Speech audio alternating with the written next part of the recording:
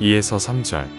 이스라엘 자손에게 명령하여 그들이 받은 기업에서 레위인에게 거주할 성읍들을 주게 하고 너희는 또 그 성읍들을 두르고 있는 초장을 레위인에게 주어서 성읍은 그들의 거처가 되게 하고 초장은 그들의 재산인 가축과 짐승들을 둘 곳이 되게 할 것이라.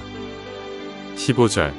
이 여섯 성읍은 이스라엘 자손과 타국인과 이스라엘 중에 거류하는 자의 도피성이 되리니 부지 중에 살인한 모든 자가 그리로 도피할 수 있으리라. 네, 오늘 계속해서 민수기 35장 말씀 함께 살펴보겠습니다. 하나님께서 이스라엘 민족을 가나안 땅으로 인도하시고 바라보게 하신 후에 이제 각 지파별로 받게 될 기업에 대해서 말씀을 하셨습니다. 제비를 뽑아서 각 지파의 상황에 따라 또 형편에 따라 기업을 약속해 주십니다. 이스라엘의 12지파가 하나님의 약속하신 땅을 분배받게 되는데요. 그 중에 르우벤 지파와 갓 지파 그리고 므낫세 반 지파는 요단 동편에 그리고 나머지 9지파 반은 가나안 땅에 기업을 받게 됩니다. 그런데 그 기업을 분배하는 과정에서 특이한 점이 있습니다. 바로 이 레위 지파에 대한 것인데요. 이 레위 지파는 기업을 분배받지 않는다는 것입니다. 레위 지파는 이스라엘 내에서 아주 특별한 위치에 있는 지파였습니다.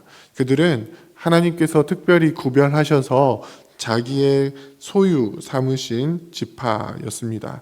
애굽의 장자를 치시는 재앙을 내리실 때 하나님께서는 이스라엘 민족의 장자를 보호할 수 있는 방법을 알려주셨고 그 후 이스라엘 모든 장자는 하나님의 것이라고 천명하셨습니다. 그리고 그 장자를 대신해서 하나님께 드려진 지파가 바로 레위 지파였습니다. 이 레위 지파는 광야 생활을 하는 동안에도 특별한 위치에 있었습니다.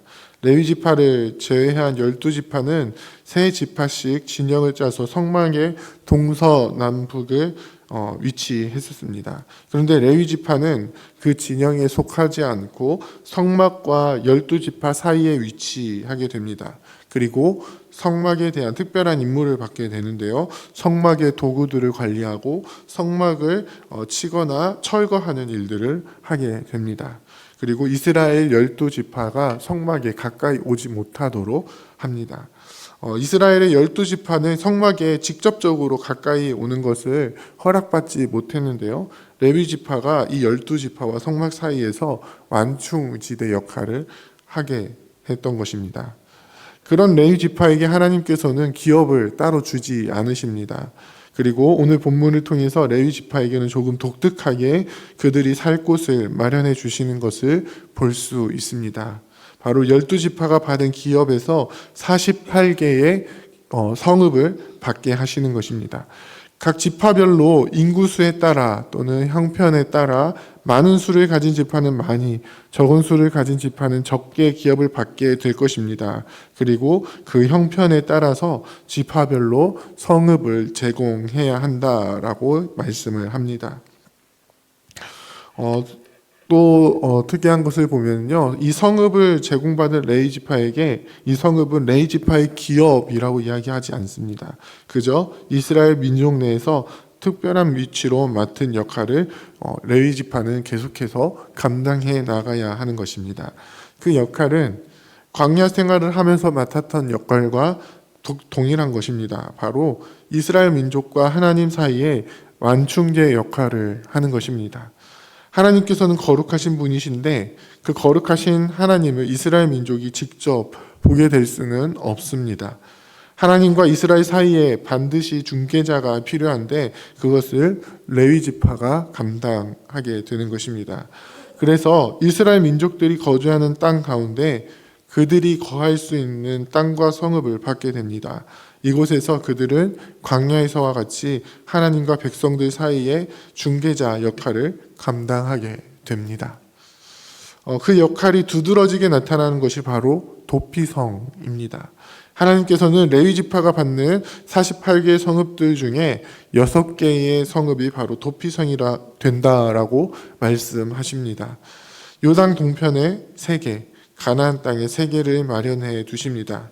이 도피성의 역할은 무엇입니까? 부지 중에 살인을 한 자를 그 가족들의 복수에 의해 죽임당하지 않고 생명을 보전할 수 있게 하는 곳이 바로 도피성입니다. 이곳에서 살인자는 공식적인 재판을 받을 때까지 생명을 보존할 수 있습니다. 하나님께서는 왜 이런 도피성 장치를 마련해 두셨을까요? 그것은 바로 우선은 하나님의 백성들이 하나님으로부터 오는 생명을 알게 하기 위해서였습니다.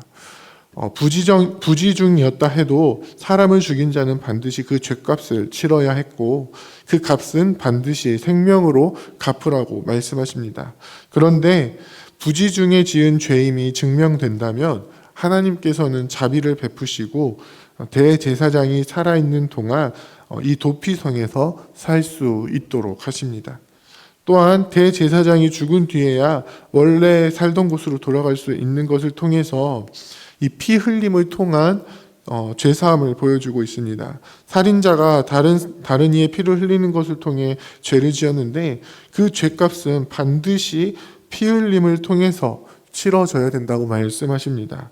창세기 9장 6절을 통해서 피 흘림 없은즉 죄사함도 없느니라고 말씀하시는 주님의 뜻이 대속자를 통해서 이루어지는 것을 이 대제사장을 통해 보여주시고 있는 것입니다.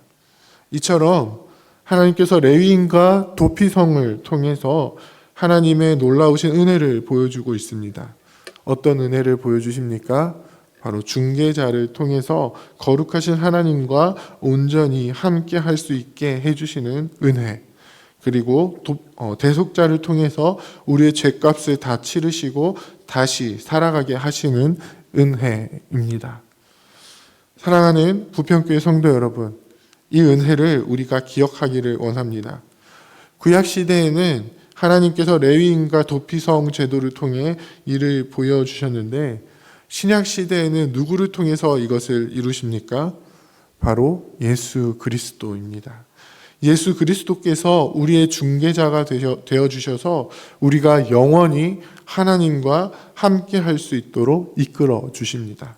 또한 예수 그리스도께서 우리의 대제사장이 되어주셔서 대신 죽으시고 우리의 죄값을 치러주셨음을 우리는 믿음으로 고백합니다. 우리는 예수 그리스도를 통해서 영원한 하나님 나라에서 영원히 하나님과 함께 할 수 있게 된 것입니다. 이것을 기억하면서 우리 또한 이 땅에서 레위인과 도피성의 모습을 나타내는 그리스도인이 되기를 원합니다. 세상 사람들과 하나님 사이의 중개자가 되어서 우리를 통해서 세상 가운데 거하시는 하나님을 나타내 보이는 그리스도인이 되기를 원합니다. 또한 우리가 그들 가운데 도피성이 되어서 우리의 죄를 대속하시는 예수 그리스도의 은혜를 우리를 통해서 세상 사람들이 경험하게 되기를 원합니다.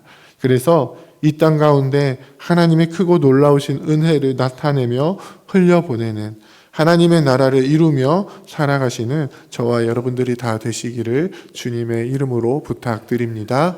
함께 기도하겠습니다. 이제 오늘 받은 말씀으로 함께 기도하겠습니다. 예수 그리스도께서 우리의 중보자 되심과 우리의 대제사장 되셔서 우리를 대속하시고 아버지께로 이끌어 주시는 놀라운 은혜를 알게 하시고 그 은혜 안에 거하게 하옵소서. 우리도 이 땅 가운데 중개자와 도피성과 같은 역할을 감당하여서 세상 사람들이 우리를 통해서 하나님을 알게 해주시고 대속해 주시는 은혜를 알게 되는 역사가 이루어지게 하옵소서.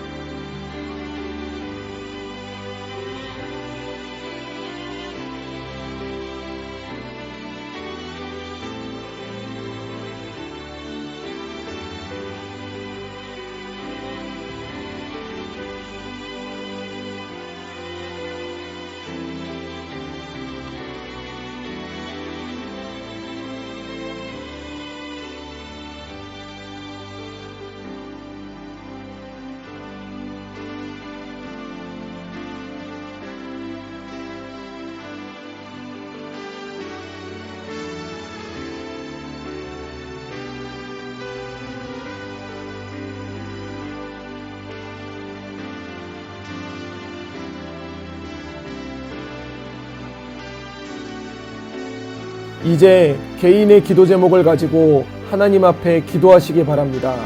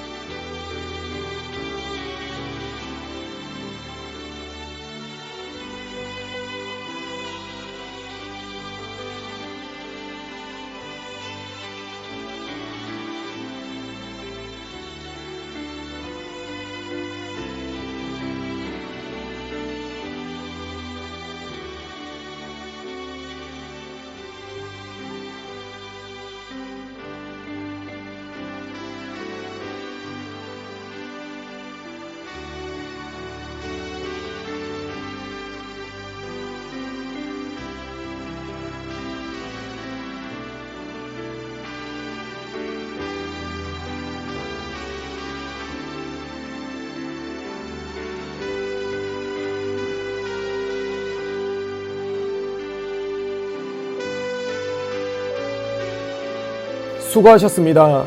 오늘도 하나님의 인도하심 가운데 승리의 하루를 보내시는 우리 재건부평교회 모든 성도님들이 되시기를 주님의 이름으로 축복합니다.